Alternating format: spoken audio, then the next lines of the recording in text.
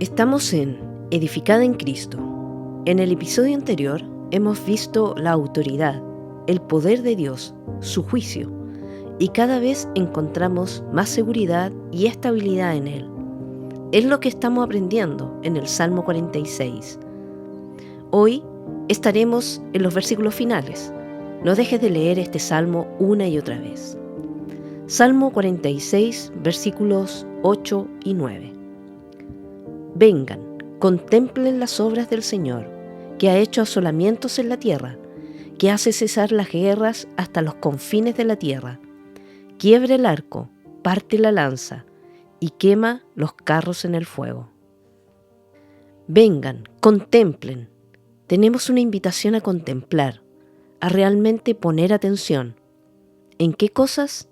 Las obras del Señor, las que son poderosas, asombrosas. Puedes ver a través de toda la Biblia estas historias que cortan el aliento, en que uno se maravilla.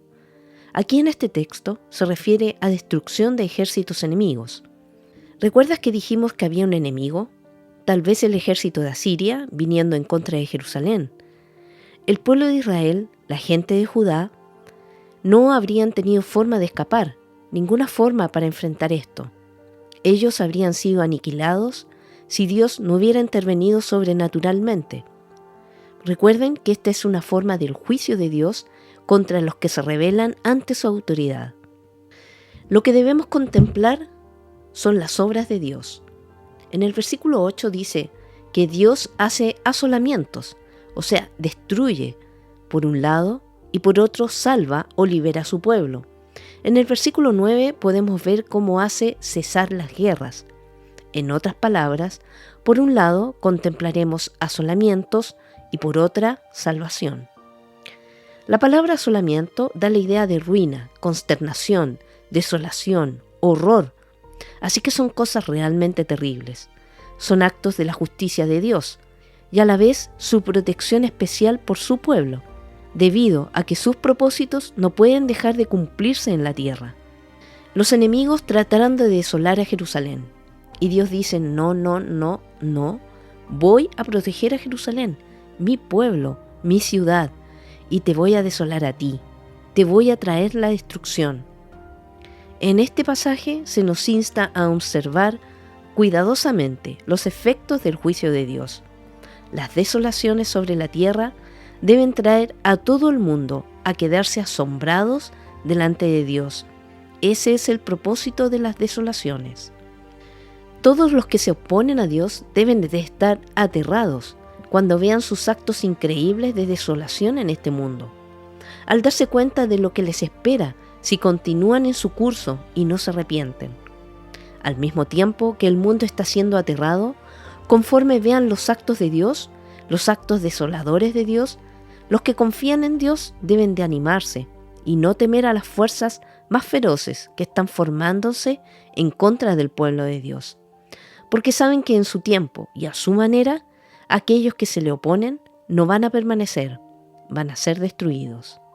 Veamos algunos ejemplos de estos eventos detallados en la Biblia. Primero, la liberación de Israel de Egipto. Israel había sido esclavo por 400 años. ¿Qué usó Dios como parte del proceso de liberación para sacar a los israelitas de Egipto? Él trajo las plagas, una desolación que devastó la tierra y al pueblo de Egipto. Y vamos a leer en Éxodo capítulo 12, versículos 29 y 30. Y sucedió que a la medianoche el Señor hirió a todo primogénito en la tierra de Egipto, desde el primogénito de Faraón, que se sentaba sobre su trono, hasta el primogénito del cautivo que estaba en la cárcel, y todo primogénito del ganado. Y se levantó Faraón en la noche, él con todos sus siervos y todos los egipcios, y hubo gran clamor en Egipto, porque no había hogar donde no hubiera alguien muerto.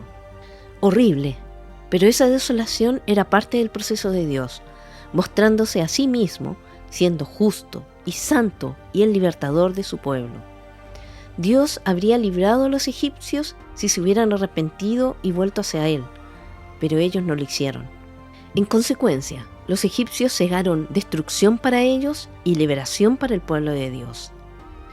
Segundo ejemplo de liberación de Judá en los tiempos de Ezequías. Esto se encuentra en 2 de Reyes, capítulo 18 y 19. Tenemos al rey de Asiria asediando a Judá. Ezequías era el rey en ese momento. Este mismo rey de Asiria había llevado cautivo a Israel, como castigo de Dios hacia Israel por su desobediencia. Sin embargo, en su orgullo, el rey de Asiria también quiso someter a Judá, pero Dios mismo se lo impidió. Aún no era el momento de Judá, porque nadie puede contra el Señor. Él gobierna, Él tiene propósitos y planes, y también aplica sus juicios a sus hijos a causa de la desobediencia. Esto fue lo que le pasó a Israel. Sin embargo, por un lado vemos a Dios defendiendo a Judá. 2 de Reyes, capítulo 19, versículo 34.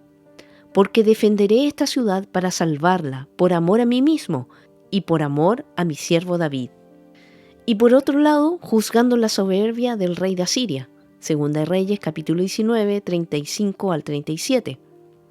Aconteció que aquella misma noche salió el ángel del Señor e hirió a 185,000 en el campamento de los asirios. Cuando los demás se levantaron por la mañana, vieron que todos eran cadáveres. Sennacherib, rey de Asiria, salió y regresó a su tierra y habitó en Nínive.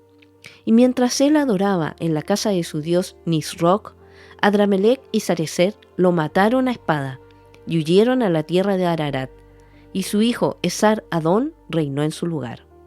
Dios actuando con justicia y salvación. Dios es grande, Él tiene todo en su mano y su señorío. No hay nada que lo sorprenda. Desde una mirada terrenal son eventos difíciles de entender, y hasta nos atrevemos a cuestionarlos. En realidad nuestra mente finita no logra dimensionar a un Dios infinito. Entonces se nos plantea una disyuntiva. ¿Es o fue Dios cruel o caprichoso? Para entender esto hay que entender la justicia de Dios y su ira. Los conceptos de Dios en cuanto a la justicia y la ira son bien distintos al estándar humano. Consideremos algunas ideas teológicas que ayudan a entender este punto, de acuerdo a algunos comentaristas. Primero, la justicia de Dios. La justicia de Dios es el estándar de Dios respecto a lo correcto y lo verdadero. Cuando se habla de la justicia de Dios en la Biblia, se hace en el contexto de su gobierno y reinado como rey y juez sobre su creación. Como juez, Dios no solo actúa de acuerdo a lo que se considera correcto, su voluntad revelada también servirá como el estándar más elevado de lo que es correcto. Tomadas conjuntamente la voluntad revelada de Dios y los actos de Dios a favor de su pueblo, estas nunca se contradicen entre sí. Debido a que Dios es justo, es decir, el estándar de lo que es correcto, el atributo de Dios de la santidad está en perfecta armonía con su disposición misericordiosa y sus acciones a favor de un pueblo que no la merece. Lo que parece paradójico o incluso absurdo para los seres humanos finitos encuentra coherencia en la justicia de un Dios eterno. El segundo punto es la ira de Dios. La ira de Dios, dicen los comentaristas, es su indignación ante el pecado, su repulsión al mal y todo lo que se opone a él, su disgusto por ello y la demostración de ese desagrado. Es su resistencia apasionada a cada voluntad que se pone en su contra. La ira no es un atributo eterno de Dios, como sí lo son el amor y la santidad.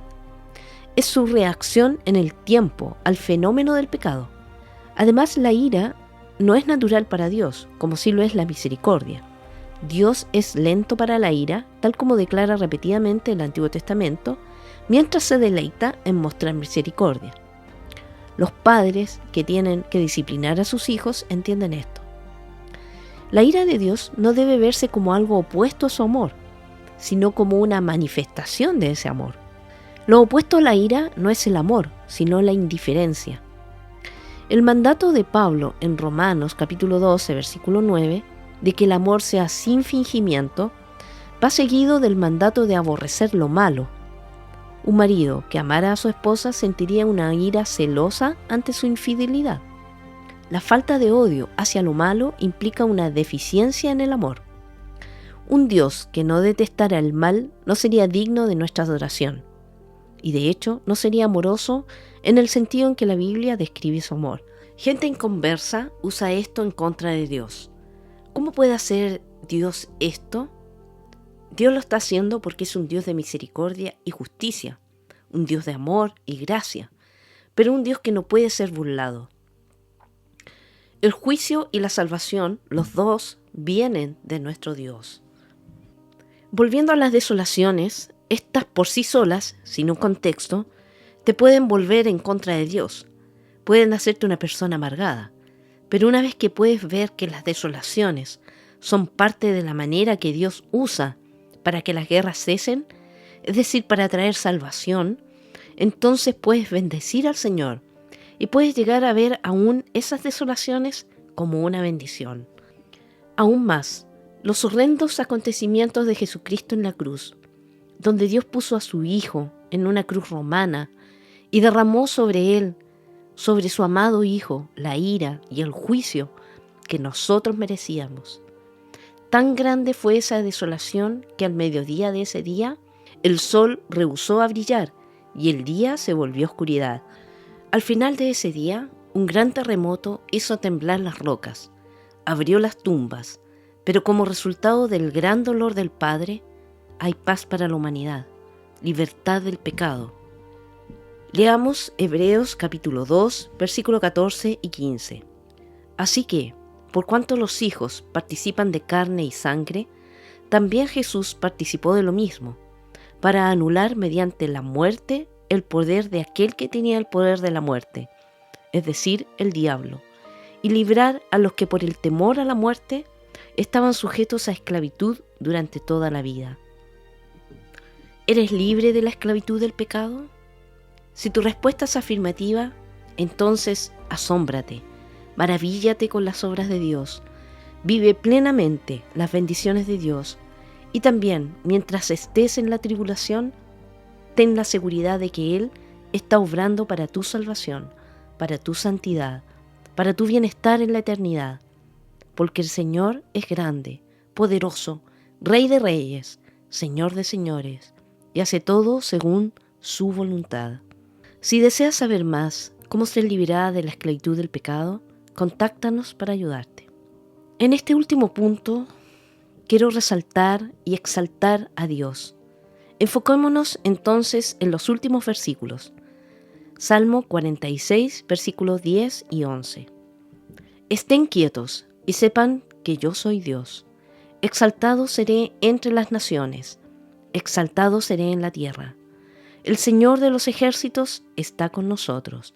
Nuestro baluarte es el Dios de Jacob. En el versículo 10, en este contexto, la frase estén quietos y sepan que yo soy Dios es en realidad un mandamiento. Es un mandamiento para aquellos que se han resistido a Dios y amenazado a su pueblo. Recordemos que este salmo fue escrito en un intento de ataque contra Jerusalén. Y les dice, deje de pelear, ríndanse, arrojen sus armas. Es una palabra para el enemigo. Sepan que yo soy Dios. La ordenanza estén quietos no está en primer lugar dirigido al acusado, sino que es un reproche para un mundo inquieto y turbulento. Silencio. De hecho, parece un mandato a otro mar furioso. Paz, estad quietos. Y el final, que está a la vista, se expresa en términos no de esperanza de hombres, sino de la gloria de Dios. Esa palabra sepan es para identificar, admitir, confesar, reconocer. Reconocer que yo soy el Dios del universo. Tú no eres Dios. Yo soy Dios. Paren de discutir sobre ello. Cedan, ríndanse. ¿Te das cuenta cómo se puede leer esta cita bíblica a los enemigos, a las fuerzas del mal y de la adversidad? Estad quietos, paren de pelear.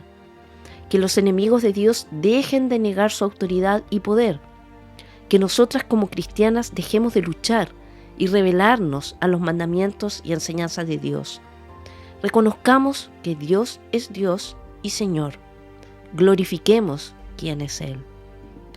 Como dice el versículo, exaltado seré entre las naciones, exaltado seré en la tierra. Exaltado es Dios sobre todo poder o autoridad o pseudo verdad que se levanta. Dios es Dios. Satanás no puede competir con Dios. Dios dice, exaltado seré. Nada es más fuerte y grande que Dios. Tus problemas no son más fuertes y más grandes que Dios. Tu esposo no puede luchar contra Dios. Tu adolescente pródigo no puede luchar contra Dios. Tú misma no puedes luchar contra Dios. La autocomplacencia que caracteriza a tu iglesia no es rival para Dios. Las disputas en tu familia no son rival para Dios. Las frustraciones y los males en tu lugar de trabajo no son rivales para Dios. No existe esclavitud alguna, poder alguno, fuerza alguna, mal alguno, presión alguna que pueda rivalizar o contender con Dios. Dios dice, exaltado seré entre las naciones y exaltado seré en la tierra. Ahora bien, puede que quizás todavía no podamos ver a Dios siendo exaltado. Puede que no tengamos la capacidad de ver el resultado, excepto por fe, pero puedes confiar en que será cierto. Estas son grandes y preciosas promesas. Así que, ¿cuál debe ser nuestra respuesta?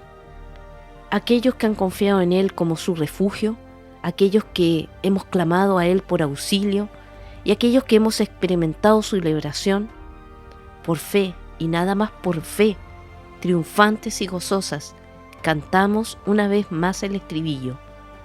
El Señor de los ejércitos está con nosotros. Nuestro baluarte es el Dios de Jacob.